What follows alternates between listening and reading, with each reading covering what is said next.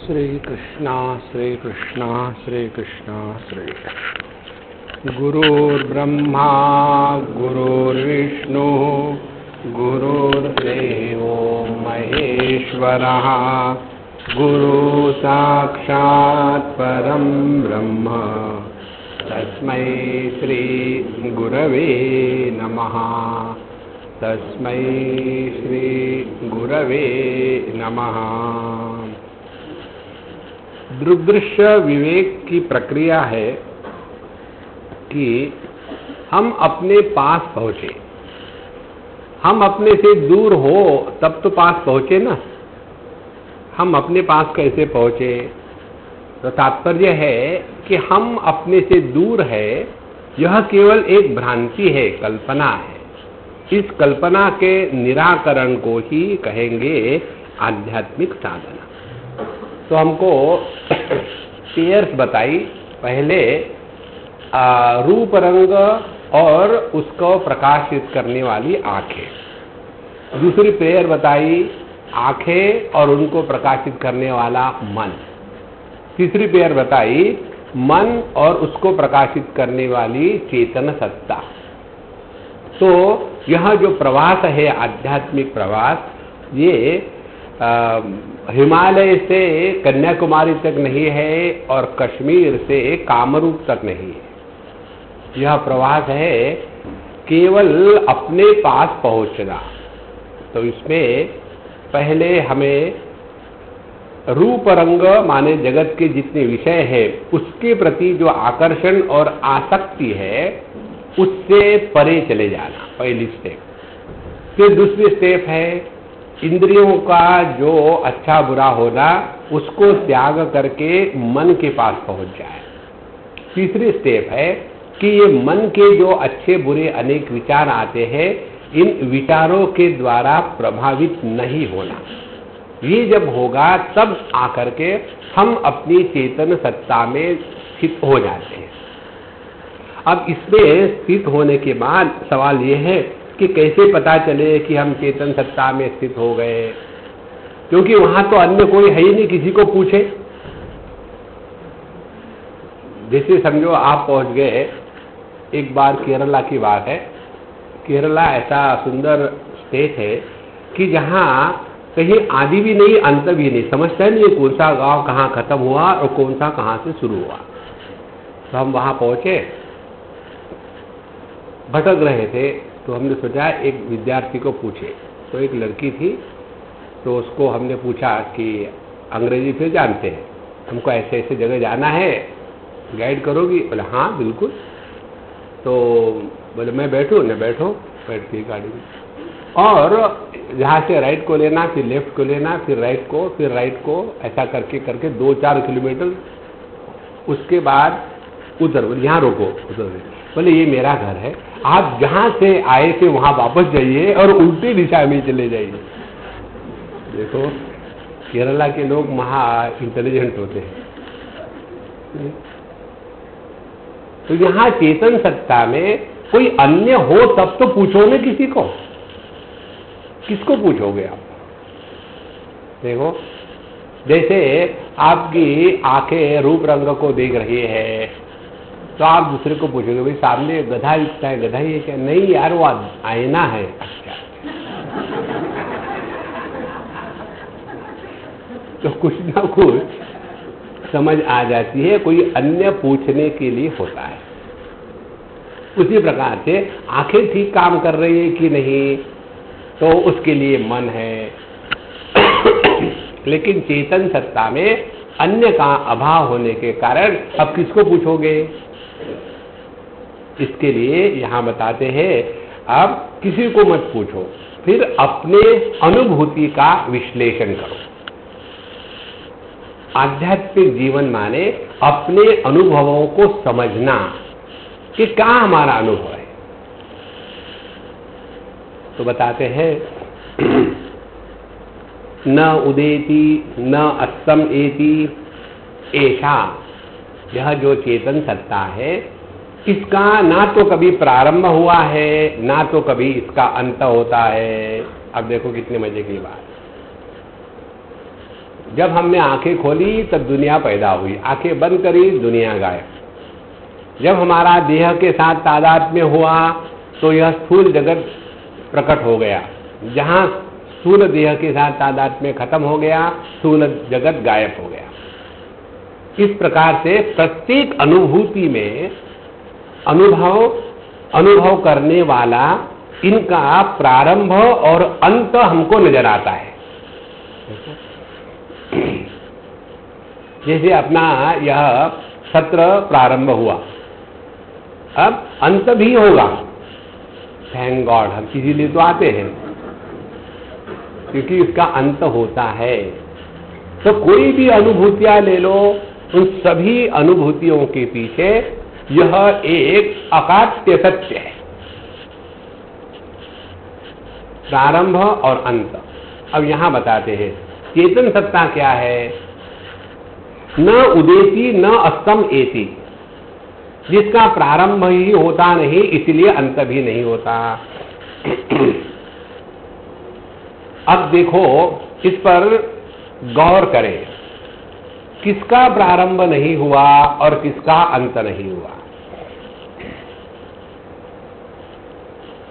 अब इस पर हम गौर जब करने लगेंगे तब आप देखेंगे यह शब्द स्पर्श रूप रस गंध इत्यादि जगत, उनको प्रकाशित करने वाली इंद्रिय, मन में उठने वाली वृत्तियां, मन का प्राकट्य और मन का सो जाना, इन सब में आदि अंत लगा हुआ है। और इन सब का जो प्रकाशक है, न उदेति न अस्तम एति। इसीलिए हमने आपको एक होमवर्क दिया है, भगवान की दया से आपने नहीं किया हो तो अच्छा है। मुझे अच्छी नींद आई थी, मुझे बड़ा बुरा सपना पड़ा, यह वाक्य कौन कहता है? देखो कितनी सहज बात है, क्योंकि यह वाक्य कहने वाला जागृत पुरुष नहीं हो सकता। जागृत पुरुष सुषुप्ति अवस्था में नहीं होता। उसी प्रकार से जो बुरा सपना देखा, जो सपना देखने वाला है वो भी जागृत में नहीं होता और जागृत पुरुष सपने में नहीं होता। फिर भी हम ये वाक्य कहते जाते हैं कि हमें अच्छी नींद आई, बुरा सपना आया। तो ये वही कह सकता है कि जो नींद को भी प्रकाशित कर रहा था, सपने को भी प्रकाशित कर रहा था, लेकिन क्योंकि वो नींद को प्रकाशित कर रहा था इसीलिए सो नहीं रहा था, और सपने को प्रकाशित कर रहा था लेकिन सपने के द्वारा प्रभावित नहीं हो रहा था। और वही अब जागृत में है और जागृत में भी वह केवल जागृत अनुभूतियों को प्रकाशित कर रहा है, उसके द्वारा प्रभावित नहीं हो रहा है। देखो कैसा मजा आ गया। अब कहां पहुंचे आप? देश में, काल में, वस्तु में, परिस्थिति में, अन्य में, दूर नजदीक, कहां? इसीलिए केवल हमें अपने अनुभूतियों को अत्यंत सूक्ष्मता से समझना है। एक उसका उदाहरण दो आपको मैं। एक बार मैं कुछ भी कर रहा था लैपटॉप पर कोरल ड्रॉ के साथ, तो किसी ने मुझे, स्वामी जी हमने आपका वो हैप्पी मैन भेज दिया है और आपके पास कोरल ड्रॉ तो खोलिए देखिए और कुछ चेंज करना है तो करिए।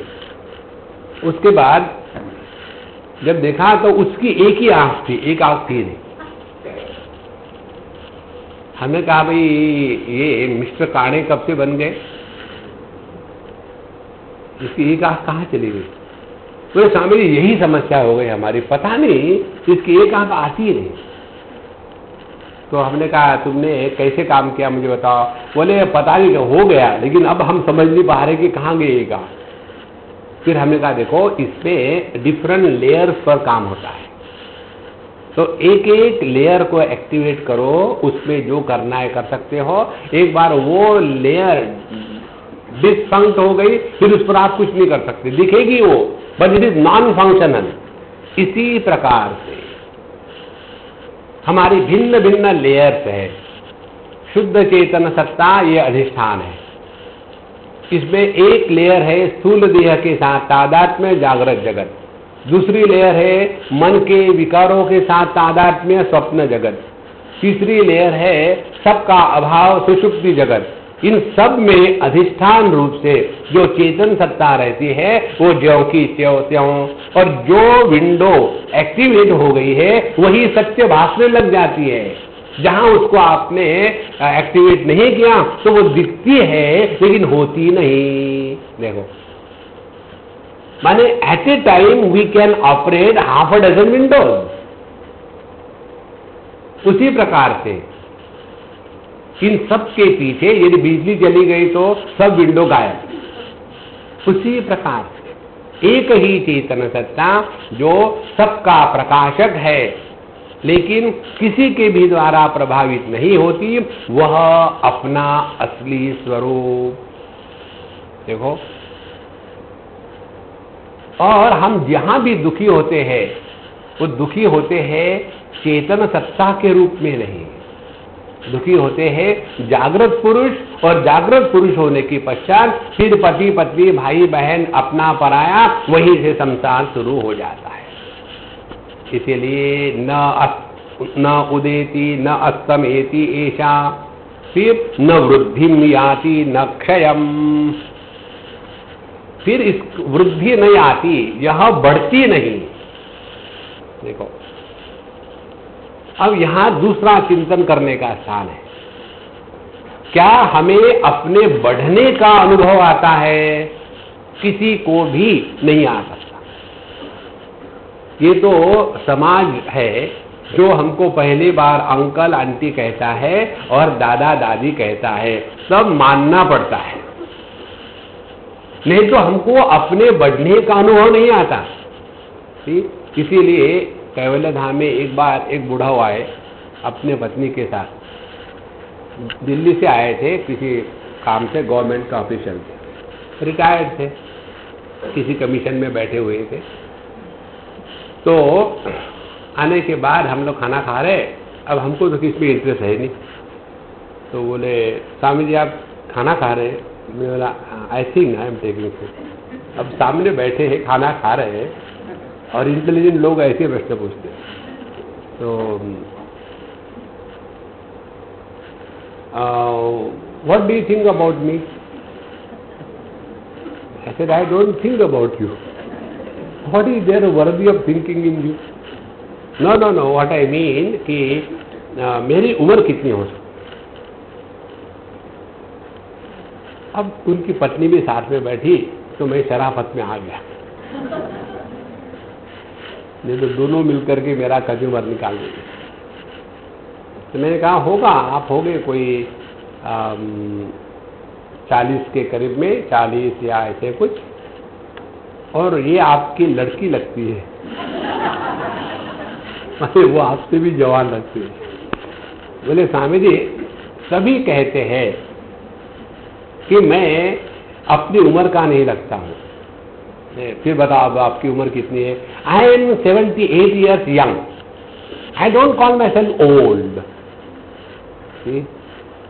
अब यदि वो अपने आप को बूढ़े नहीं समझते तो बोलने की क्या जरूरत है? देखो, कोई जरूरत थोड़ी है। इस प्रकार से अब हम में खिचड़ी हो गई है। अपना अनुभव ये है कि हम बढ़ते नहीं, न वृद्धि में आती, लेकिन देह जिसको हमने मैं के रूप में स्वीकार किया है वो बदल रहा है। इसीलिए जब हम कहते हैं मैं बूढ़ा हूं तो वहां मैं का अर्थ देह हो गया। जब हम कहते हैं मैं भूखा प्यासा हूं तो वहां मैं का अर्थ प्राणमय कोश हो गया। तो इन विकारों के साथ तादात्म्य करके हम कहते हैं कि हम बढ़ रहे हैं, हम छोटे हैं, लेकिन असल में देखा जाए तो हमको अपने बढ़ने का घटने का अनुभव कभी भी नहीं आता। न वृद्धि आती न क्षयम, और स्वयं विभाति अथ अन्यानि भासये, तो यह स्वयं ही अपने अस्तित्व को प्रकट करती है। देखो, रूप रंग को एस्टैब्लिश करने के लिए आंखों की आवश्यकता, आंखें ठीक है कि नहीं उसको एस्टैब्लिश करने के लिए मन की आवश्यकता, मन काम कर रहा है कि नहीं उसको प्रकाशित करने के लिए चेतन सत्ता की आवश्यकता। लेकिन चेतन सत्ता का प्राकट्य ना तो विषयों पर है, ना तो इंद्रियों पर है, ना तो मन पर है। देखो ये बल्ब काम कर रहा है कि नहीं, इसके लिए बिजली का उसके अंदर दौड़ना जरूरी है। लेकिन वहां बिजली है कि नहीं, इसको कैसे एस्टैब्लिश करोगे, क्या उसका प्रूफ है, हाथ लगा के देखो। इसीलिए जिसका अस्तित्व स्वयं सिद्ध है वह चेतन सत्ता है, और उसको अपने आप को प्रकट करने के लिए, अपने अस्तित्व के लिए किसी अन्य साधन की आवश्यकता नहीं है। जैसे रूप रंग को जानने के लिए इंद्रियों की आवश्यकता है, इंद्रियों के मांजत्व पटुत्व को जानने के लिए मन की आवश्यकता है, उसी प्रकार से चेतन सत्ता के अस्तित्व के लिए ना तो मन की, ना तो इंद्रियों की, ना तो विषयों की आवश्यकता है। और इसीलिए यह साधनम बिना, किसी भी साधन से रहित ही अपना अस्तित्व प्रकट होता है। तो साधना क्या हो गई? अब साधना ये हो गई, जितने साधनों को हमने पकड़ के रखा है वो साधनों को छोड़ दो। किसको इसको पकड़ के रखा है? अग्रे वन्नी पृष्ठे भानौ रात्रौ चुबुक समर्पित जानौ, बड़ी बड़ी तपस्या करे, या कुरुते गंगा सागर गमनम रथ परिपालनम अथवा दानम, अनेक प्रकार के तीर्थ क्षेत्र में जाकर के पंडों से झगड़ा करे। ये जितने भी तीर्थ क्षेत्र में जाने वाले होते हैं ना, ये केवल पंडों से झगड़ा ही करते, दूसरा कुछ नहीं करते। और झगड़े की पराकाष्ठा आपको देखनी है तो आप चले जाओ जगन्नाथपुरी, वहां आपको मारते हैं फिजिकली। तो कहां भी चले जाए उससे कुछ नहीं होने वाला, केवल हमको अपने अनुभूति को स्पष्ट रूप से पहचानना है। देखो अब ये साधना है, ये जिसको समझ में आ गया है, ऐसा व्यक्ति अब अपने साधना के नाम पर ना तो अपने को कष्ट देगा, ना तो अन्य को कष्ट देगा। देखो हम कई जगह जाते हैं तो जैसे खाने में चावल रोटी नहीं खाते। एक जगह हम गए तो वहां हमने चावल रोटी दोनों खा ली। खाने के पश्चात हमारे साथ ज्ञानी लोग हमेशा होते हैं, तो ज्ञानी ने पूछा, स्वामी जी आप तो चावल और वो नहीं खाते, आज कैसा खाया? हमने कहा तुम कौन हो पूछने वाले? नहीं ऐसे पूछना, ऐसे मत पूछा करो, ये हमारी मर्जी है। नहीं आप नहीं खाते इसलिए ना नहीं खाते, और तुमने दिया तो बिल्कुल नहीं खाएंगे। देखो अपना जो अस्तित्व है वह बाहर के आलंबनों पर अवलंबित नहीं है। ये जब समझ में आ गया तो फिर हम जगत में रहते हुए जगत के द्वारा प्रभावित और विक्षेपित नहीं होंगे।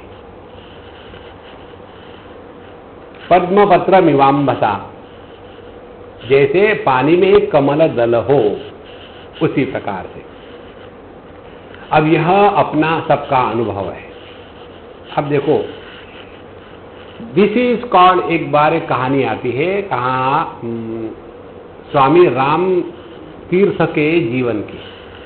वो बता रहे थे कि एक बार 4 आदमी भिन्न भिन्न एक होटल में गए, और वहां जाने के बाद 4 लोगों ने एक वेटर को 4 ऑर्डर दिए। एक ने कहा तनी कुंडवा, दूसरे ने कहा जौल खावेन, तीसरे ने कहा पानी ले आओ, चौथे ने कहा पानी आन रहे। 4 ने 4 ऑर्डर दिए। अब वहां वो आदमी एक ट्रे में 4 गिलास लेके आया। कारण क्या? शब्द भिन्न भिन्न थे, सबका अर्थ एक ही था। देखो बाहर से देखने वालों को क्या लगा कि 4 लोगों ने 4 ऑर्डर दी है, लेकिन ऑर्डर एक ही थी। देखो इसीलिए जब ये कहते हैं कि ध्यान से सुनना विषयों का त्याग कर दिया, इंद्रियों का त्याग कर दिया, मन का त्याग कर दिया और चेतन सत्ता में आके बैठ गए, जिसमें ना प्रारंभ है, ना अंत है, ना परिवर्तन है, ना किसी प्रकार की विकृति है, और जो स्वयं प्रकाशित अस्तित्व है, यहां तक पहुंचने के बाद हाँ समझ में आ गया, अपन तो अपना तो काम हो गया। एक सज्जन हमारे बड़े ही सरल है, वो हमेशा मुझे मिलते हैं और कहते, स्वामी जी आपने तो अपना काम कर लिया, हमारा काम कब करोगे? अरे तुम्हारा क्या काम है, आपको सब पता है। अरे मेरा क्या काम होगा, आपका सब काम हो गया। अब अभी तक मुझे समझ में नहीं आया मेरा कौन सा काम हो गया और उनका कौन सा काम बचा है। बस अपना काम करा दो, बाकी कुछ सब ठीक है, आप काम करा दो। हर बार आएंगे और इसी चक्कर में रहेंगे। अब मैं ढूंढने लगा हूं कौन सा काम बाकी है। हाँ, कपड़े नहीं धोए। देखो, अपनी अस्तित्व के लिए अन्य कुछ भी करने की आवश्यकता नहीं है। जब तक हमारे मन में ये रहेगा कि कुछ प्राप्तव्य है और जो प्राप्त है उसको बचा के रखना है, तब तक हम केवल सापेक्षता में भटक रहे हैं। इसलिए जब हम कहते हैं कि धीरे धीरे धीरे अपने आप में लीन होने के पश्चात यदि ऐसा ज्ञान हुआ कि अब मैं तो चेतन सत्ता हूं, लेकिन लोगों को कैसे समझावे, तो ये मालूम है कैसा होगा। एक आदमी डॉक्टर बना और फिर उसको ऑपरेशन करना था। ऑपरेशन के लिए पेशेंट आया टेबल पर, आने के बाद वो फोन करता है प्रोफेसर को, प्रोफेसर साहब वो मुर्दे में तो हमने देखा था कि जो हार्ट है वो तो थोरैक्स में रहता है, लेकिन ये तो जिंदा है, इसका कहाँ होगा? तो यह जैसे हास्यास्पद है, उसी प्रकार से हमने अपने को चेतन सत्ता स्वीकार कर लिया, लेकिन जगत को जड़ और नाशवंत समझा है, तो हमने खाक समझा है। देखो महाराज, अच्छा तो यहां हमको पहुंचना है। उसके लिए अब जितनी समस्या है वो अविचार की समस्या नहीं है, वह गलत विचारों की समस्या है। एक तो होती है समझदारी, दूसरी होती है नहीं जानना, और तीसरी होती है नासमझी। तो हमने अपने आप को जो मान के रखा है, क्या वो ठीक है कि गलत है? अब इस पर चिंतन करना है। अब मैं आपको पहले बताया था, जितनी साधना है वह केवल अपनी जो अपने बारे में, जगत के बारे में, ईश्वर के बारे में और साधना के बारे में जो जो भिन्न भ्रांतियां हैं, उन भ्रांतियों को हटाना यही साधना है। भ्रांतियों को निर्माण नहीं करना। अब यहाँ यह चिंतन प्रारंभ होता है 6वें श्लोक में, इच्छाया वेशतो बुद्धौ भानम धीस्तु द्विधा स्थिता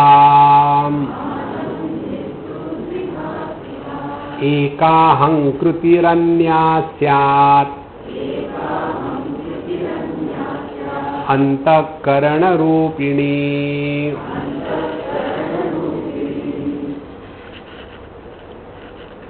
देखो, जब बिजली बल्ब से दौड़ती है तो वहां दो चीजें होती है।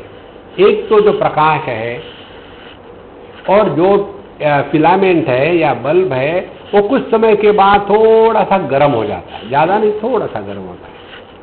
माने उस एक ही बिजली की अभिव्यक्ति दो प्रकार से है, एक है प्रकाश के रूप में और दूसरी है गर्मी के रूप में। अब इस कमरे में ये बल्ब जल रहा है तो इसका प्रकाश तो चारों तरफ हो रहा है, लेकिन उसकी जो गर्मी है वो जब उसको हाथ लगाओ तभी आपका हाथ जलेगा, नहीं तो नहीं जलेगा। माने प्रकाश ज्यादा व्याप्त है और गर्मी बहुत कम जगह में है। इसी प्रकार से चेतन सत्ता जब देह के माध्यम से अभिव्यक्त होती है तो दो प्रकार से अभिव्यक्त होती है। एक अभिव्यक्ति है प्रकाश के जैसे मय के रूप में, और दूसरी अभिव्यक्ति है नॉट आई, अनात्म रूप से। तो यह आत्म भावना मयपना और अनात्म भावना इदन्ने कि यह मैं नहीं हूं, ये दो भाग एक ही चेतना की अभिव्यक्ति मन के रूप में होती है। देखो, तो प्रकाश और उष्णता जैसे बल्ब में है, इसी प्रकार से चेतन सत्ता जब इस बल्ब से, देह रूपी बल्ब से प्रकट होती है तो उसमें दो, एक है प्रकाश, एक है गर्मी, दो बातें होंगी। तो कहते हैं पहली बात जो है वो है एक विशेष स्थिति। देखो, जैसे आप मेरे चेहरे को देख रहे हो, तो एक तो मेरे चेहरे पर एक जनरल प्रकाश है जिसके द्वारा पूरा चेहरा, देह सब कुछ दिख रहा है। और कहीं कहीं आपके एंगल के अनुसार जहां जहां हमारा स्किन टाइट है या चश्मे पर कोई विशेष एंगल है, वहां आपको इस जो बल्ब का प्रकाश है वो एक ऐसे छोटे से धब्बे के रूप में दिखता है। मुझे भी ऐसा दिख रहा है। चंद्रमा दिन को कहां से आ गए, एक दिन में अनेक चांद खिले। तो दो बातें हो गई, एक सामान्य प्रकाश और एक विशेष प्रकाश। इसी प्रकार से चेतना सत्ता की अभिव्यक्ति जब अंतःकरण या मन के रूप में होती है तो एक विशेष प्रकाश प्रकट होता है जिसको मैं कहते हैं। ये मैं कैसा है?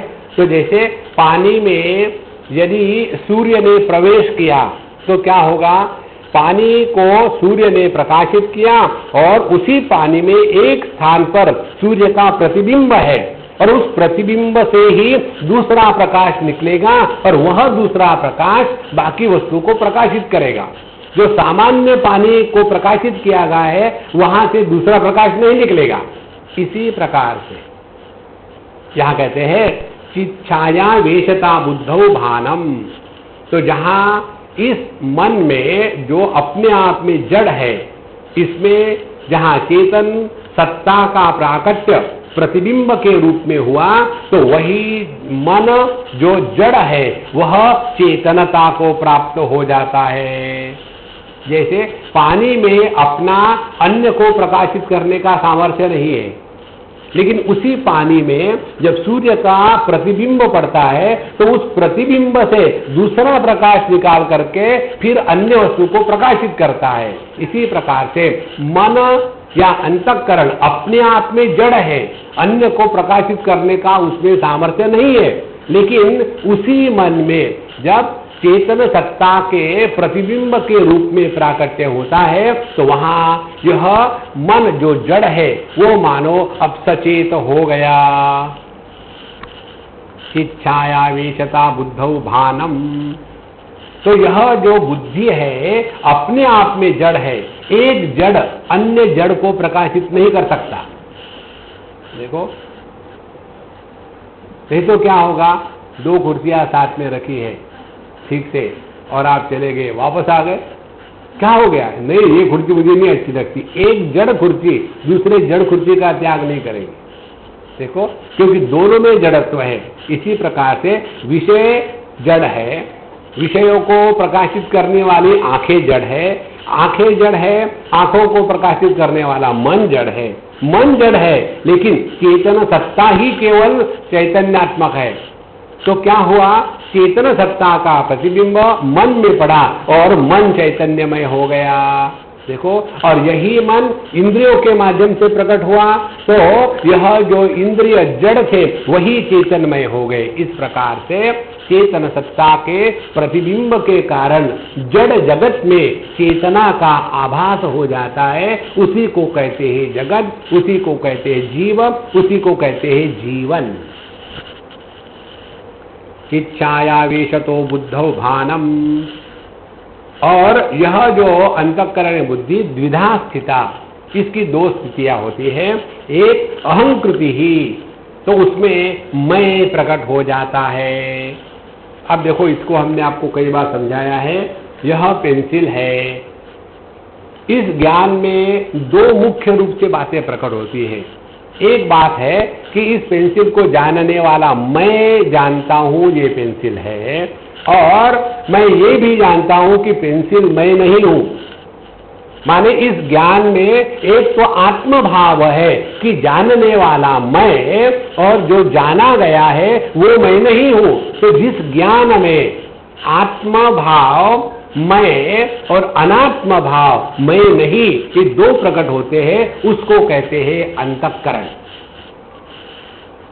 देखो, जैसे ठंडा बल्ब है, बिजली अभी ऑन नहीं करी, तो उसमें प्रकाश और गर्मी दोनों भी नहीं है। तो प्रकाश और गर्मी दोनों को इस फिलामेंट में मानो अव्यक्त के रूप में रखा है, और उस फिलामेंट में प्रकाश और गर्मी ये जो अव्यक्त रूप में है, उनको साथ में लेकर के बिजली जब दौड़ेगी तो उसी बल्ब से प्रकाश और गर्मी दोनों बाहर आएगी। इसी प्रकार से देह में यह जो क्षमता है कि चेतन सत्ता को मन के रूप में प्रकट करे, तो जहां उस देह से चेतन सत्ता प्रकट होगी तो मन के रूप में, जैसे प्रकाश और गर्मी बिजली की, उसी प्रकार से मैं और मैं नहीं, ये दो भाग प्रकट हो जाते हैं। ऐसा हमारे मन का जन्म हो गया। एकाहंकृति अन्यस्यात् अंतःकरण रूपिणी। अब ये समझने के पश्चात और आगे चलते हैं। छायाहंकारयोरैक्यम तप्ताय पिंडवन्मतम् तदहंकार तादात्म्यात् देहश्चेतनतामगात्। अब फिर उस बकेट में आ जाओ जिसमें पानी है और उसमें सूर्य का प्रतिबिंब पड़ा है। तो उस पानी के सरफेस पर आपको दो चीजें स्पष्ट दिखेगी। एक तो जो पानी है वो सूर्य के सामान्य प्रकाश से प्रकाशित हो रहा है, और दूसरा एक विशेष स्थान है जहां सूर्य के बिंब का प्रतिबिंब पड़ा है, वहां से दूसरा लाइट निकल रहा है। अब ये चित्र स्पष्ट है, तो अभी इसमें आ जाइए।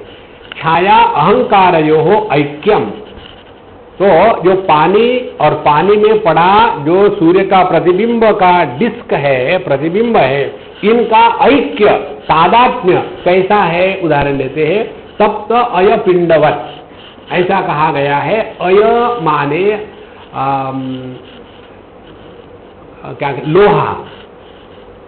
तो लोहे का एक लड्डू ले लो आप, और खाना मत, और उस लड्डू को अग्नि में डाल दो 4-6 घंटे तक। तो क्या होगा, वह अग्नि उस लोहे में प्रवेश करेगा। अब लोहे का जो पिंड है वो तो सॉलिड है, उसके अंदर में अग्नि जाएगा, हम तो विश्वास नहीं रखते बाबा, आप झूठ बोल रहे हो। कोई बात नहीं, विश्वास मत रखना, आप बहुत ही इंटेलेक्चुअल हो। फिर क्या, अब वो जो लोहे का लड्डू है जिसको हमने अग्नि में रखा, आपके सिद्धांत के अनुसार उसमें जगह है ही नहीं, क्योंकि वो सॉलिड है, उसमें अग्नि कैसे प्रवेश करेगा, इसीलिए उसने प्रवेश नहीं किया। आप अपने हाथ पर प्रसाद के रूप में देना। देखो, माने जिस प्रकार से अग्नि लोहे में प्रवेश करता है, इसी प्रकार से यह जो तादात्म्य है, तादात्म्य क्या हो गया, लोहे के गुणधर्म अग्नि पर आ गए और अग्नि के गुणधर्म लोहे पर चले गए। तो अग्नि का अपना कोई आकार नहीं, अब अग्नि ने उस लोहा पिंड का आकार धारण कर लिया। अग्नि का अपना कोई वजन नहीं। देखो, तो उस अग्नि ने लोह के पिंड का वजन धारण कर लिया, और जो लोह का पिंड है वो काला कलूटा है, लेकिन अब वो लाल हो गया। वो ठंडा है लेकिन अब गर्म हो गया। तो क्या हो गया, अन्योन्य अध्यास जिसको कहते हैं कि एक दूसरे के जो गुण धर्म है एक दूसरों पर अध्यारोपित किए गए। इसी प्रकार से चेतन सत्ता का प्रतिबिंब जब इस चित्त वृत्ति में पड़ता है तो वहां जो प्रक्रिया है उसको इसमें समझाया गया है, तब तो अय पिंडवत। उसके बाद क्या होगा कि यह जो मैं है अहंकृति, जिसमें अब चेतना सत्ता का प्रतिबिंब चिदाभास के रूप में पड़ा है, वह देह के साथ तादात्म्य कर लेगी। अब ध्यान से सुनना, जब यह वृत्ति या अहंकृति चेतना प्रकाश के कारण चैतन्यमय सी हो गई है, वह जब देह के साथ तादात्म्य करेगी तो देह भी चैतन्यमय सा प्रकट हो जाता है, क्योंकि फिर देह को हमने मय मानना शुरू कर दिया है। तो तद अहंकार तादात्म्यान देहा चेतनताम अगात, फिर यह जो देह था वो भी जड़ पड़ा हुआ था, वो भी चेतन हो गया। इस प्रकार से यह तादात्म्य 3 स्तर पर होता है।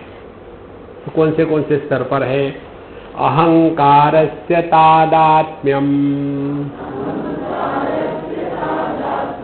चिच्छाया देह साक्षिभिः सहजम कर्मजम भ्रांति जन्यम च त्रिविधम क्रमात्। अब ये जो तादात्म्य हुआ है यह 3 प्रकार से होता है। तो पहला तादात्म्य चित छाया, दूसरा देह के साथ और तीसरा साक्षी के साथ। अब ध्यान से सुनना, ये बहुत ही महत्व का पॉइंट है अपनी वेदांत की ज्ञान की प्रक्रिया में, इसको ठीक से समझ लेना। अब वही उदाहरण ले लो आप, बकेट में पानी, उसमें सूर्य का प्रतिबिंब पड़ा है। अब पानी हो और सूर्य हो तो उसमें पड़ने वाले प्रतिबिंब को कोई नहीं रोक सकता। जैसे आप दर्पण के सामने खड़े हो और ये चाहते हो कि दर्पण में प्रतिबिंब ना पड़े, तो ये संभव नहीं है। तो होगा होगा होगा, बोल राधा बोल, तादात्म्य होगा कि नहीं? होगा होगा होगा, होगा ही। तो अहंकार से तादात्म्य चिच्छाया, तो जब हम दर्पण के सामने खड़े हैं तो हमारा प्रतिबिंब दर्पण में पड़ा, तो वो जो तादात्म्य है वो कैसा है? सहजम, ये सहज है, इसको कोई काट नहीं सकता। देखो, आप कितना भी वॉशिंग पाउडर ले लो और उस प्रतिबिंब को धोकर के निकालने का प्रयत्न करो, नहीं जाएगा। देखो, तो पहली बात ये हो गई, अहंकार के साथ चित छाया का जो तादात्म्य है यह सहज है, इसको हम कुछ नहीं कर सकते। ध्यान से सुनना, यदि हम ये प्रयत्न करें कि हम दर्पण के सामने खड़े रहे लेकिन हमारा प्रतिबिंब ना पड़े, जिंदगी भर उसमें लगा दो, कुछ भी नहीं होता। हमारी साधना मालूम है कैसी है? हमारी साधना ऐसी ही है, देह तादात्म्य नहीं छोड़ेंगे और कहेंगे ये जागृत अवस्था की समस्याएं समाप्त हो जाए। योगा यही तो करता है। योगा में क्या बताते हैं? चित्त वृत्ति निरोधा। चित्त वृत्ति कहाँ से निर्माण होती है? देह के साथ तादात्म्य होने के बाद चित्त वृत्तियां निर्माण होती है। तो देह तादात्म्य को त्यागना है, इसको महत्व नहीं देंगे, चित्त वृत्तियों को रोकना ये असंभव है। देखो, इसीलिए सहज है, और होने तो अपने को क्या फर्क पड़ता है? ये मालूम है कैसी परेशानी है, आंखें खुली रखेंगे देखेंगे नहीं, कान खुली रखेंगे सुनेंगे नहीं, ये तो हो सकता है।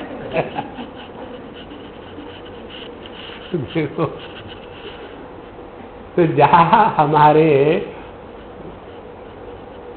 मन में चेतन सत्ता का प्रतिबिंब प्रकट होना तादात्म्य के साथ, यह सहज है, इसको अब कोई नहीं काट सकता। दूसरा, अहंकार का तादात्म्य देह के साथ जो है वह है कर्मजम, वह कर्म के कारण है। देखो, तो हमने जैसे जैसे कर्म किए और जैसे जैसे वृत्तियां हुई और ऐसा कर्म करते करते वृत्तियों को बनाते बनाते जो आखिरी वृत्ति हो गई, देह के साथ तादात्म्य छोड़ते समय माने मृत्यु के समय जो आखिरी विचार हुआ वह हमारी अगले जन्म की ब्लूप्रिंट बन जाती है। देखो, और फिर वो ब्लूप्रिंट लेकर के हम चले गए ब्रह्मा जी के पास। ब्रह्मा जी मुझे ना अगले जन्म में बताने की जरूरत नहीं है, तुम्हारा आकार बताता है कि तुम गधे होगे। देखो, तो यह कर्म के साथ देह का तादाद में जुड़ा हुआ है। ध्यान से सुनना, यदि हमने इसको समझ लिया है तो साधना क्या होगी? कर्म के चक्कर से अपने आप को बचाओ। अच्छा हो गया, मैं कुछ पहले ही नहीं करता था, अब मैं डबल वीआरएस ले लूंगा। दुनिया से तो वीआरएस ले ली, अब आध्यात्म से भी वीआरएस ले लूंगा। देखो, इसका अर्थ वो नहीं है, समझना ये है कर्म निर्माण होता है जब क्रिया के साथ मैं जुड़ जाता है, तब कर्म निर्माण हुआ। तो कर्म का त्याग करना माने जो मैं जुड़ा हुआ है, मैं ये करता हूं, मैं वो करता हूं, इस मैं को निकाल देना, यही तादात्म्य का त्याग है। देह के साथ जो तादात्म्य तभी छूट पाएगा। तो यह सचेत अहंकार का तादात्म्य देह के साथ हो जाता है कर्म के कारण। और तीसरी बात, साक्षी भी, साक्षी चैतन्य के साथ जो अहंकार है उसका तादात्म्य भ्रांतिजन्य है। ये समझदारी का ज्वाला है, भ्रांतिजन्य। देखो, हमने आपको उदाहरण दिया था माला का। अब ये जो माला है फूलों की,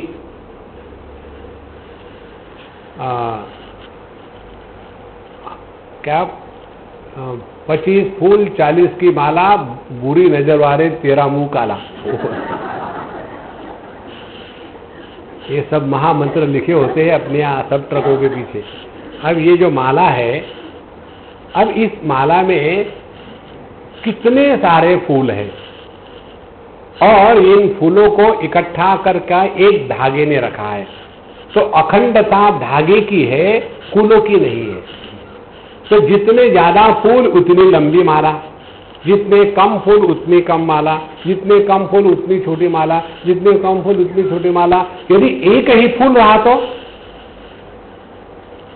केवल एक फूल से गणेश जी की माला बनती है। ये फूलों माला बेचने वाले होते हैं ना, एक धागा होता है उसमें एक फूल गणेश जी को। गणेश जी कहता है ये क्या है? देखो, तो केवल जब एक फूल होगा तो माला नहीं बनती। ध्यान से सुनना, यहां बताते हैं साक्षी भी ही। साक्षी चैतन्य क्या है?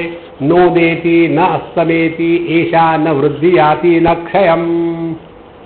साक्षी चैतन्य वो है जिसका ना तो आदि है ना अंत है, ना तो जो बढ़ता है ना घटता है। यह अखंड चेतन सत्ता, और उसमें ये जो एक एक फूल है, एक एक फूल है, एक एक जागृत पुरुष। तो ये सभी जागृत पुरुषों को इकट्ठा कर लिया। एक फूल का दूसरे फूल के साथ कोई भी संबंध नहीं है, लेकिन क्या किया हमने? यहां इन फूलों को ऐसा रखा कि आहा कितनी सुंदर माला हो गई, एकदम बैलेंस। ऊपर में लाल, लेफ्ट साइड में, राइट साइड में लाल, फिर पीला, फिर पीला, फिर लाल, फिर लाल, फिर सफेद, फिर सफेद। आहा कितना सुंदर है ये हार, कितनी सुंदर है माला। लेकिन माला नाम की कोई वस्तु है क्या? It is an appearance, it is not. फिर वास्तविकता क्या है? वास्तविकता है धागा। धागा निकाल दो तो ये माला नहीं रहेगी।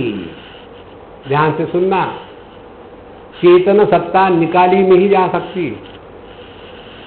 जैसा धागा निकाल सकते हैं वैसे चेतन सत्ता नहीं निकाली जा सकती। एक फूल निकाले जा सकते, और फूल को कैसे निकालना है? एक ही साधना है, केवल आज और इस क्षण में रहो। देखो हमारी भ्रांति क्या है? हमारी भ्रांति यही है, ध्यान से सुनना। एक हमारा मित्र था, हम उसको बहुत चिढ़ाते थे उसकी बाइसिकल को लेकर। इतनी घटिया बाइसिकल उसकी, हम कहते रहे इसको फेंक दे यार, नहीं खरीद ले। बोले नहीं नहीं, इसको तो मैं नहीं फेंकूंगा, ये तो हमारे जो दादाजी थे ना, वो लोकमान्य बाल गंगाधर के तिलक के साथ इसी पर बैठ के गए थे।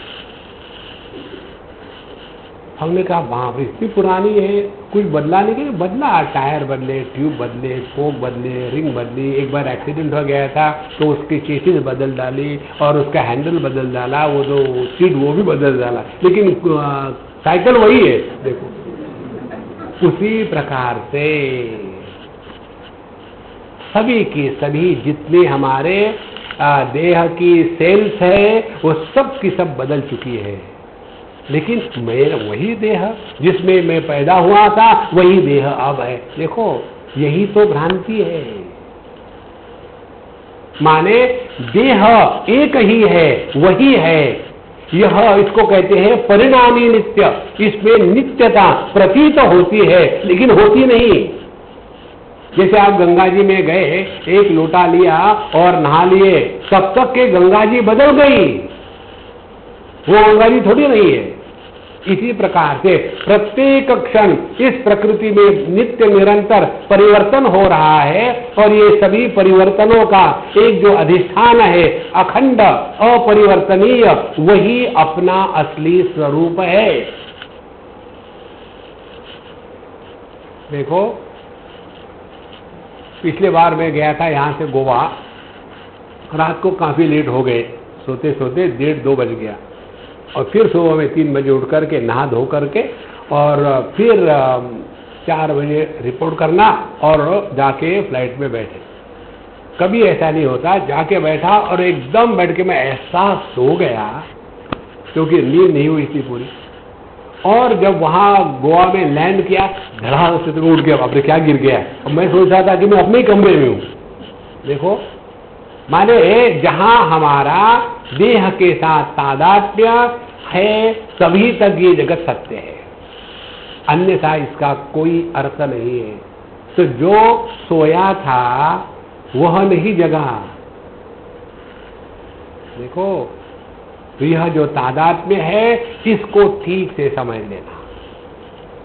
हम अपने भूतकाल की स्मृतियों का बोझा लेकर जब चलते हैं तब अपने अहंकार की माला पहनाते हैं, बनाते हैं। और जब लोग ये माला पहनते हैं ना, गोल्ड की हो या रुद्राक्ष की हो, depending upon where they are going, हर एक के माला का अलग अलग है। जैसे कि आपको सिनेमा में जाना है तो वैजयंती माला होनी चाहिए, यदि आपको शिव जी के मंदिर में जाना है तो रुद्राक्ष की माला होनी चाहिए, यदि देवी के मंदिर में जाना है तो स्फटिक की माला होनी चाहिए। देखो, और यदि स्टॉक मार्केट में जाना है तो माला होना चाहिए। तो जहां हम इसको समझ लिए केवल वर्तमान में ही सत्य है, जो बीत गया उसके बोझे को ढोने की कोई आवश्यकता नहीं। देखो बढ़िया बात क्या है, do we have a choice? We cannot leave yesterday. कल हम नहीं जी सकते, ना तो बीते हुए कल, ना तो आने वाले कल में। और हमारा संसार क्या है, बीता हुआ जो कल है उसको वर्तमान में खींचने की रस्साकसी, और जो वर्तमान है उसको भविष्य में ढकेलने का प्रयत्न। इसी में पूरा जीवन एक इधर से भूत को खींच रहे हैं, भविष्य को ढकेल रहे हैं और बीच में परेशान हो रहे। देखो भ्रांतिजन्य, यही तो भ्रांति है। भ्रांति क्या हो गई अब? अखंड रूप से चेतन सत्ता और खंडित रूप से मैं, देह के विकार, अब दोनों को इकट्ठा कर लिया तो मैं अखंडित रूप से सत्य हूं। तो मैं देह के रूप में सत्य हूं, मैं प्राण के रूप में सत्य हूं, यही तो गड़बड़ घोटाला जाला। तो हमने क्या किया, जो सत्यत्व है वो चेतन सत्ता का खींचा है और जो व्यक्तित्व है वह देह का खींचा है। तो हम चाहते हैं देह के रूप में हम सत्य है, यही तो गड़बड़ है। देखो अपने भागवत महापुराण में हम लोगों ने पढ़ा, हिरण्यकश्यपु ने अपने भाभी को समझाया जब हिरण्याक्ष का वध हो गया कि देखो अब रोने की कोई बात नहीं, देह नाशवंत होता है, जो पैदा होगा वो नाश होगा। ये बताने के बाद उसके भाभी का तो मोह चला गया, लेकिन उस मोह ने इनको पकड़ा, हिरण्यकश्यपु को। अरे बाप रे, इसका मतलब मैं भी मरूंगा क्या, मैं बोल तो दिया हूं, अब क्या किया जाए। और फिर तपस्या शुरू हो गई, ब्रह्मा जी मुझे ऐसा वर दो कि मैं मरूं नहीं। बोले ये संभव नहीं। अच्छा मैं बड़ा स्मार्ट हूं क्या, आकाश में नहीं, जमीन पर नहीं, और आयुधों से नहीं, और किसी बम गोले से नहीं, पानी में नहीं, जमीन पर नहीं। देखो माने उसका एक ही जीवन का तात्पर्य था कि मैं देह के रूप में अमर रहूं। कारण क्या, देहमय हूं, यही तो भ्रांति है। देखो प्रभु, जिस दिन ये बात क्लिक होगी ना, उस दिन हमारी साधना और उसका लक्ष्य एकदम भिन्न हो जाएगा। पूरी की पूरी जो साधना है वो केवल देहात्म भाव का त्याग करना यही है। और जहां हमारा देहात्म भाव का त्याग हो जाता है, यह स्थूल जगत होते हुए भी हमको प्रभावित नहीं करता। देखो जैसे गहरे नींद में हम पड़े हैं, सो रहे हैं, देह के साथ तादाद में नहीं, उस समय यदि कोई चोर आता है अपने घर में और सब सामान उठा के ले जा रहा है, तो हम उसको थोड़ी कहते फ्रिज में सैंडविच पड़ी वो भी खा लेना, नहीं।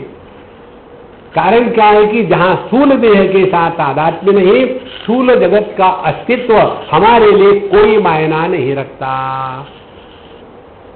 और जब हमारा स्थूल देह के साथ तादात्म्य घटने लगेगा तो क्या होगा, स्थूल जगत के सभी समस्या हमको प्रभावित करना बंद कर देगी। ये जगत हमेशा ऐसा ही रहा है, इसमें कुछ भी नई बात नहीं हुई आज तक। ना अच्छाई नहीं हुई है, ना बुराई नहीं हुई है, ये हमेशा ऐसा ही रहा है। जैसे कपड़ा हमेशा दो प्रकार के धागों से बुना जाता है, सीधे और टेढ़े। केवल सीधे धागों से कपड़ा नहीं बनता। इसी प्रकार से ये जो दुनिया का कपड़ा है ना, इसमें कबीर जी जैसा कहते हैं कि एक धागा सीधा, एक धागा टेढ़ा। जहाँ अच्छा होगा वहाँ बुरा होगा, जहाँ स्वास्थ्य होगा वहाँ रोग होगा, जहाँ जन्म होगा वहाँ मृत्यु होगा। यही तो दुनिया का ढांचा है। देखो, और ये सभी के सभी परिवर्तन जिस एक अपरिवर्तनशील अधिष्ठान पर हो रहे हैं, वही अपनी असलियत है। इसको पहचानना है। इसीलिए हमारा तादात्म्य 3 जगह में है। पहला तादात्म्य चित छाया, माने जो रिफ्लेक्टेड कॉन्शियसनेस चिदाभास है, उसके साथ मैं पैदा होता है, उसको आप कुछ नहीं कर सकते, क्या ऐसा ही होगा। दूसरा, देह के साथ तादात्म्य कर्म के कारण, और इस अहंकार जो परिच्छिन्न है, जो वास्तविक नहीं है, उसने चित्त चैतन्य की वास्तविकता उधार लेकर के अपने आप को वास्तविक समझने लग गया। यह भ्रांति जन्य है। ये बताने के पश्चात अब इन तीनों का क्या निकाल होगा, ये अगले सूत्र में बताते हैं। संबंधिनो सतोर्नास्ति निवृत्ति सहजस्य तु कर्म क्षयात् प्रबोधाच्च निवर्तेते क्रमादुभे। सहजस्य संबंधिनः सतः निवृत्ति ही नास्ति। तो पहला जो संबंध है तादात्म्य का, अहंकार और चित छाया, माने अपना मुख और उस दर्पण में जो प्रतिबिंब है, तो प्रतिबिंब का और दर्पण का जो तादात्म्य है वो कभी भी निवृत्त नहीं हो सकता। माने अंतःकरण में चैतन्य का प्रकाश जो चिदाभास के रूप में हो रहा है और जिसके कारण यह संपूर्ण जगत प्रकाशित हो रहा है, यह हमेशा वैसा ही रहेगा। इसको ऐसा समझ लो आप। आपने इस तादात्म्य को ठीक से समझ लेना है। ट्रेन में बैठ के कि आप अगले बार जब जाओगे तब इसका ध्यान रखना, रखा भी होगा। जब गाड़ी चल रही है तो बाहर खिड़की से देखो, कूदो मत। जो नजदीक के पेड़ पौधे हैं वो विरुद्ध दिशा में दौड़ते नजर आएंगे। फिर अपनी नजर को थोड़ा ऊपर उठाओ और एक ऐसा पॉइंट आता है जहां गाड़ी के दौड़ने के कारण जो नजदीकी वस्तु उल्टी दिशा में दौड़ रहे थे वैसी दौड़ बंद हो जाती है। 1 पॉइंट कम्स। फिर उसको नोट करने के बाद फिर और आगे अपनी दृष्टि को ले जाओ दूर पहाड़ों तक, तो आपको समझ में आएगा, वहां अनुभव ये होगा कि वो पहाड़ आपके गाड़ी के साथ दौड़ रहे हैं। तो आपको इस गाड़ी के गति का प्रभाव आपके अनुभूतियों पर आ रहा है। एक प्रभाव क्या दिखा रहा है कि वस्तु आपके विरुद्ध दिशा में दौड़ रही है। दूसरी जगह क्या है कि कोई भी परिवर्तन नहीं। तीसरी जगह क्या है कि वह जो वस्तु है, पहाड़ इत्यादि, वो गाड़ी के दिशा में ही दौड़ रहे हैं। देखो, और ये आपको कब तक दिखेगा? जब तक आप गाड़ी में बैठ रहे हो और गाड़ी चल रही है। अब इस तादात्म्य को तोड़ना है तो क्या करना है? चलती गाड़ी से कूदो। यहां तो गाड़ी को रुकने का वेट करो, या तीसरा ऑप्शन, या कि ये केवल दिख रहा है, मजा है, उसमें तादात्म्य थोड़ी करना है। देखो वो पेड़ है ना, मेरे साथ दौड़ रहा है, पता नहीं क्यों दौड़ रहा है, मैंने देखूंगा उधर में, वो देखो दौड़ रहा, अभी भी दौड़ रहा है। देखो महाराज, इस भ्रांति के तादात्म्य को तोड़ने का एक ही उपाय है, भ्रांति को भ्रांति के रूप में स्वीकार करें, सत्य के रूप में स्वीकार ना करें। हम जब भ्रांति को सत्य के रूप में स्वीकार करते हैं तब संसार निर्माण होता है। देखो, जैसे मेरी पत्नी मेरे से प्यार करती है, मेरे पति मेरे से प्यार करते हैं, इसी से संसार निर्माण होता है, क्योंकि ये भ्रांति है और फिर संसार सत्य हो जाता है। इसलिए भैया, संबंधिनो सतो नास्ति निवृत्ति सहजस्य तु, ये हमेशा ऐसा ही चलता रहा है। जैसे पहले भी जब अर्जुन को भगवान ने गीता बताई, उस समय भी लोग आंखों से ही देखते, नाक से ही सूंघते थे और सत्संग में सोते थे। आज भी वही हो रहा है, नई कौन सी बात है। कल हम गए थे हमारे प्रेमपुरी में, वहाँ के जो मैनेजर, उन्होंने मुझे बताया, स्वामी जी एक नीचे नया हॉल बना है, फर्स्ट फ्लोर पर या ग्राउंड फ्लोर पर, पूरा तैयार हो गया। अब हम चाहते हैं आपके हाथ से उसका उद्घाटन करें, तो अमुक अमुक तारीख को, 6 तारीख को यहाँ के बजाय वहाँ सत्संग करें, तो आपको कोई आपत्ति तो नहीं? हमने कहा कोई आपत्ति नहीं। बोले नहीं, कोई आपको डिस्टर्बेंस होगा।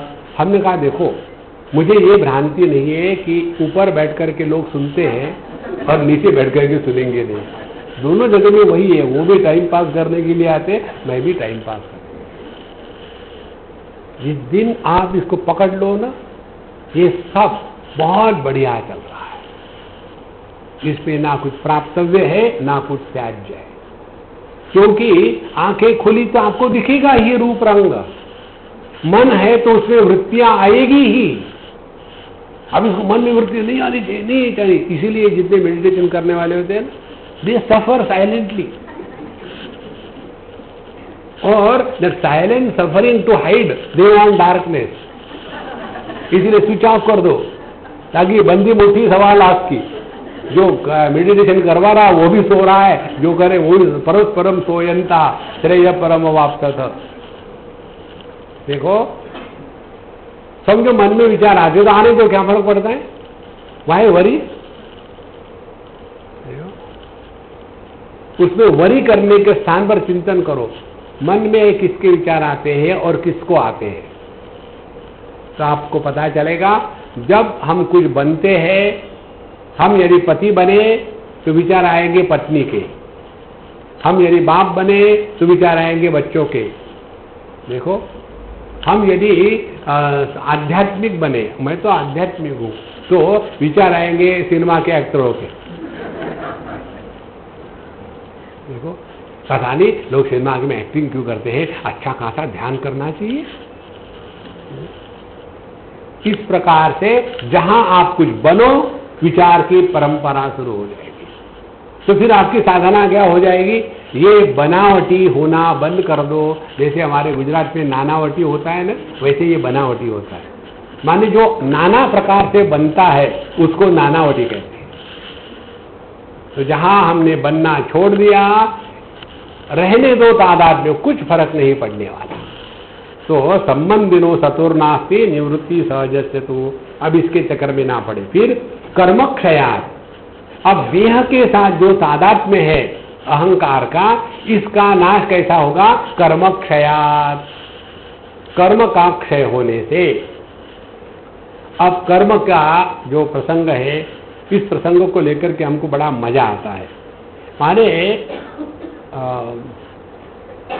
ब्लफ मारने की जो आर्ट है वो हमारे शास्त्रों में आपको बढ़िया मिलेगी। भागवत के 11वें स्कंध में जो 9 योगीश्वरों का प्रसंग आता है, उसमें कर्म का प्रयोजन बताया है। कर्म का प्रयोजन कर्म करने में नहीं है, कर्म का प्रयोजन है हम अपने जीवन से आलस्य निद्रा प्रमाद को हटावे ताकि जीवन जिए, नहीं तो एकदम पत्थर के जैसे पड़ा रहेंगे। और उसके लिए फिर हमको लालच दिखाई जाती है, जैसे बच्चों को बताते हैं, देखो तुम यदि अमुक अमुक करोगे तो तुमको 2 चॉकलेट मिलेंगे। तो उस चॉकलेट के लालच में वो लड़का काम करता है। इसी प्रकार से हमको बताते, तुमने यदि ये यज्ञ किया, ये दान पुण्य किया, तो फिर तुम स्वर्ग में जाओगे। ना स्वर्ग किसी ने देखा है, ना कोई वहां गया है, लेकिन ये बेवकूफ उसमें लग जाता है। देखो, एक बात सिंपल है। मुझे एक सज्जन ने कहा, स्वामी जी दान पुण्य करने से स्वर्ग मिलता है। हमने कहा लेकिन किसको करने से, इस पर विचार किसको, मुझे दान पुण्य करने से स्वर्ग मिलेगा, किसी और को करोगे तो नरक में जाओगे। नहीं नहीं स्वामी जी ऐसा मत कहना, ऐसा है अब क्या करूं। हमने कहा देखो एक सिंपल बात समझो, तुम्हारे स्वप्न के धन दौलत जागृत में आते हैं क्या, नहीं आते। तो ये जागृत का किया हुआ दान धर्म स्वर्ग में जाएगा, इससे बढ़कर के बेवकूफी और क्या होगी। दे दान तो छोटे गिरान।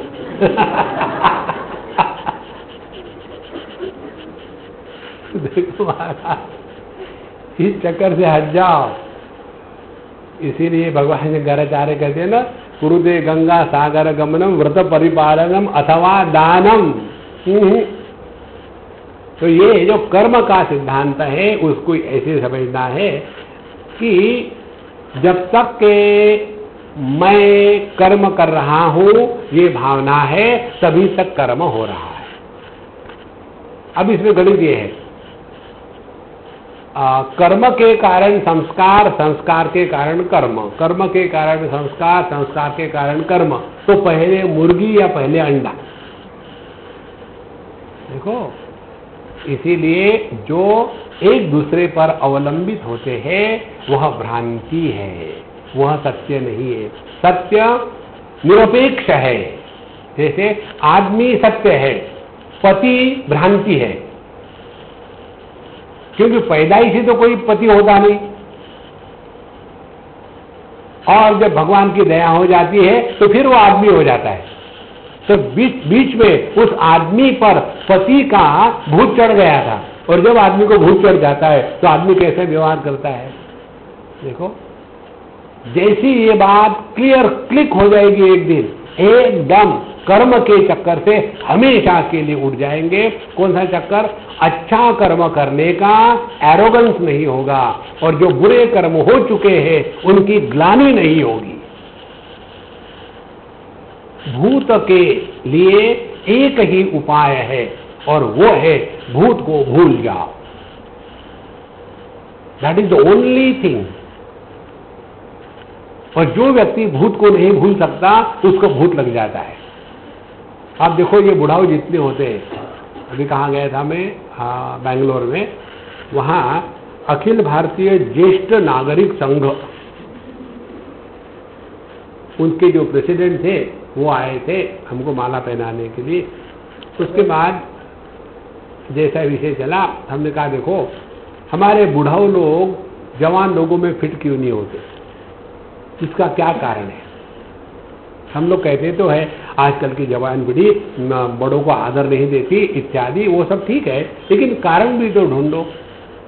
तो आपको कारण पता चलेगा कि हम बुढ़ाऊ लोगों को भूत की स्मृतियों के सिवा कुछ होता नहीं, और जो अपने पास है वही तो दूसरों को देंगे ना। हमारे जेब में मूंगफली है तो क्या हम काजू देंगे? मूंगफली देंगे। तो बुढ़ाओं को अपने भूतकाल के सिवा कुछ होता नहीं, और जो जवान हैं उनको अपने भविष्य की चिंता पड़ी है।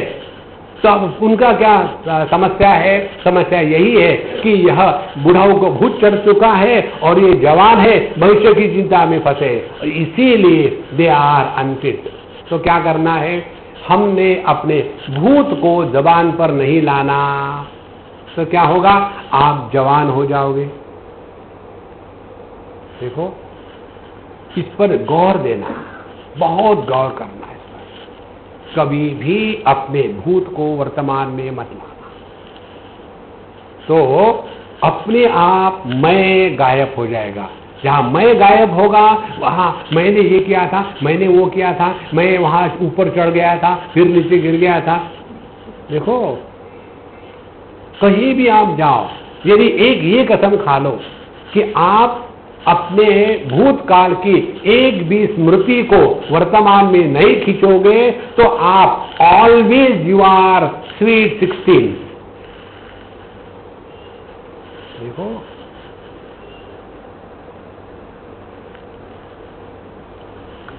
आप अपने बचपन को याद करो। हम भी अगर बच्चे होते, नाम हमारा होता डब्लू बबलू, फिर आप अपने टीनेज को याद करो, आप अपने मिडिल एज को याद करो। सब फाइलें खुल रही है ना? आप सभी फाइलों को हाईलाइट करके shift delete, now remain in the absolute present. देखो, यह कर्म क्षय माने मैं का निराकरण करना है,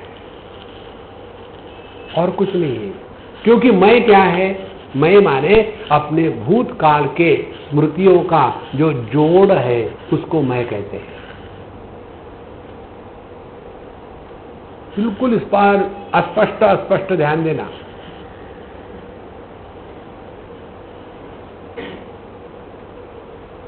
आपको मन को नियंत्रण में लाने के लिए एक ग्राम भी एनर्जी नहीं लगेगी। सिर्फ इतना ही करना है कि हम एक भी स्मृति को एंटरटेन नहीं करेंगे। हाँ, कल भी स्वामी जी नहीं बताता, अरे बाबा कल नहीं, अब भी अच्छा। तो और यदि आप इसी का अभ्यास करो, आप ट्राई करके देखो विचार करने का, अपने आप विचार शांत हो जाते हैं। और ये अभ्यास ध्यान के समय करते करते धीरे धीरे धीरे फिर यही अभ्यास जगत में रहते समय भी होने लग जाता है। तो फिर आप जाओ, लोगों से पैसे लो, वर्तमान में रहना शुरू कर दो, उसको भूत लगेगा, आप आनंद में रहोगे। बहुत सिंपल साधना है, कोई परेशानी नहीं। और ध्यान से सुनना, जब हम केवल वर्तमान में रहते हैं तो हम व्युत्पन्नमति होते हैं। व्युत्पन्नमति किसको कहते हैं? जैसे जो एक्सपर्ट ड्राइवर होता है, वो वहाँ अपना सीडी भी लगा रहा है, गाना भी चला रहा है, मोबाइल पर भी बात कर रहा है, बीबी का डांट भी खा रहा है, बच्चों को भी चॉकलेट चाहिए, किसी को बाथरूम जाना है, ये सब करते हुए भी जब जरूरत होती है तो अपने आप गियर बदलता है, जब जरूरत होती है तो अपने आप टर्निंग होती है। कारण क्या? उस समय यदि वो ड्राइवर केवल वर्तमान में है तो वो कभी भी एक्सीडेंट नहीं करेगा। एक्सीडेंट कब होता है? जब कोई बात याद आ गई, पता नहीं उसने क्यों देखा। देखो, इसीलिए वर्तमान में रहने का तात्पर्य, you are absolutely in tune with the present, and when you are in tune with the present you are establish in the present. इसी को कहते हैं व्युत्पन्नमति। फिर आपको विचार करना नहीं पड़ता, आप बोलेंगे बबी विचार करेंगे, ऐसा क्यों कहा? You relax. देखो, इसीलिए कर्मक्षयात। और तीसरी भ्रांति जन्य जो तादात्म्य है, प्रबोधाच्च निवर्तेते। और भ्रांति जन्य जो तादात्म्य है, ये प्रबोध के द्वारा, माने हमने जब अपनी असलियत को पहचान लिया तो भ्रांति निकल गई। देखो, भ्रांति का निकल जाना माने, जैसे हम एक बार बच्चों को ले गए थे कहीं, पहले उन्होंने हमको बहुत घुमाया, ये वहाँ जाएंगे यहाँ जाएंगे, फिर हम उनको एक आईने के घर में ले गए। बोले गाँव जी में क्या होगा? हमने कहा, हमने तुमको पूछा क्या? जहाँ तुम ले गए हम आए थे ना, ये स्वामी जी, सॉरी सॉरी शुरू मत करो, आ जाओ। पहला दर्पण, जैसे आप है वैसे, इसमें क्या है? हमें कहा तुम हो और क्या है, चलो आगे। अगला दर्पण एकदम टेक वर्म, ओ देखो कैसा दिख रहा, उन्हें आगे चलो। ये तीसरा दर्पण कद्दू बन गए और भिन्न भिन्न आकृतियां आके आके आके बाहर आ गए। कैसा मजा आया, हा हा, we could never imagine, it is so fun. देखो, इसी प्रकार से बचपना आया, एक प्रतिबिंब, टीनेज आया, दूसरा प्रतिबिंब, मिडिल एज आया, तीसरा प्रतिबिंब, नॉट सो ओल्ड, चौथा प्रतिबिंब, नाउ तो ओल्ड, पांचवा प्रतिबिंब। तो ये सभी प्रतिबिंबों को देखो और मौज में रहो। लेकिन हम उस प्रतिबिंब के साथ तादात्म्य करते हैं। No, I like only that प्रतिबिंब, फर्स्ट वाली नो, ये उसमें अच्छा लगता है। एक बार तुम आगे चले गए ना, there is no reverse gear, you have to go ahead. तो क्या करो, हर प्रतिबिंब में आनंद लो। बुढ़ापे में बुढ़ापे का आनंद, बुढ़ापे में जवान बनोगे तो परेशानी होगी। देखो महाराज, धीरे धीरे धीरे यह जो भ्रांति है अपने आप निकल जाती है। केवल यही ध्यान रखना है कि हम किस पार्टी में हैं। कि एसवी यादव की पार्टी में है कि अर्जुन सिंह की पार्टी में है। अर्जुन सिंह के पार्टी में होगे तो मंडल तैयार हो जाएगा, अखंड मंडलाकारम। और यदि एसवी यादव की पार्टी में होगे तो आनंद ही आनंद हो चारों तरफ। इसलिए यह जो भ्रांति है, यही भ्रांति है। कहीं की ईट कहीं का रोड़ा, भानुमति ने कुंबा जोड़ा। प्रकृति के कुछ गुण ले लिए, चेतन सत्ता का अधिष्ठान ले लिया, और जो नहीं है वो पैदा हो गया, और जो नहीं है उसका बोझा उठा रहे। पति नाम की वस्तु कोई है क्या? कोई वस्तु नहीं है। लेकिन दुखी कौन हो रहा है? जो नहीं है वो दुखी हो रहा है, और आप परेशान हो रहे हो। ध्यान से सुनना संतो, जिस दिन ये बात क्लिक हो जाएगी ना, ऐसा मजा मजा मजा। उसी प्रकार से ये बच्चों को लेकर के ये माता पिता खामोखाम परेशान होते हैं। हमने अपने माँ बाप की बात सुनी, क्या स्वामी जी यही तो एक गलती कर दी, उसी गलती का ये प्रभाव है और कुछ नहीं। तो जैसे हमने अपने माँ बाप को बेवकूफ कह के छोड़ दिया था, वही रिपीट हो रहा और कुछ नहीं है। लेकिन हमको लगता है, लेकिन मेरे बच्चे ऐसे क्यों? हमने कहा देखो, यदि तुमने मिर्ची का बीज बोया है तो एक्सपेक्टेशन कर रहे हो टमाटर आ जाए, इसको कौन मदद कर? तुम्हारे बच्चे हैं ना, तो बेवकूफ नहीं तो क्या हो गया? धीरे धीरे निकल जाओ इस चक्कर से। ये सब ऐसे ही चलने वाला है। जगत के कारण अपने को दुखी बनाना, इससे बढ़कर के मूर्खता की पराकाष्ठा कोई नहीं है। केवल यह भ्रांति जन्य है और ये प्रबोध के द्वारा ही निवृत्त हो सकता है। और प्रबोध क्या है? अपने स्वरूप में निष्ठा होकर के रहना और फिर दुनिया में नाटक करना। देखो, जहां ये नाटक के रूप में जीवन जियो, आपने भगवान की भक्ति कर ली है, आपने कर्म के सिद्धांतों को समझ लिया है, आपने योगा कर लिया है और आपने ज्ञान में निष्ठा प्राप्त कर ली है। एक ही है, ये सब कुछ भगवान की लीला चल रही है। माने जो कुछ हो रहा है उनकी इच्छा, या भगवान की लीला है माने दिख रहा है लेकिन हो कुछ नहीं रहा है। इस प्रकार से रहते रहते रहते हमको साधना माने क्या, इसका स्पष्ट दर्शन हो जाएगा। उसके बाद साधना करनी नहीं पड़ती, साधना होती है। जैसे प्रेम किया नहीं जाता, हो जाता है।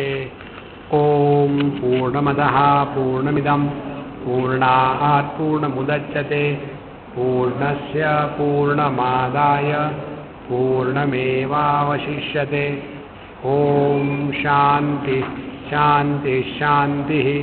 हरि ओम। श्री गुरुभ्यो नमः। हरि ओम।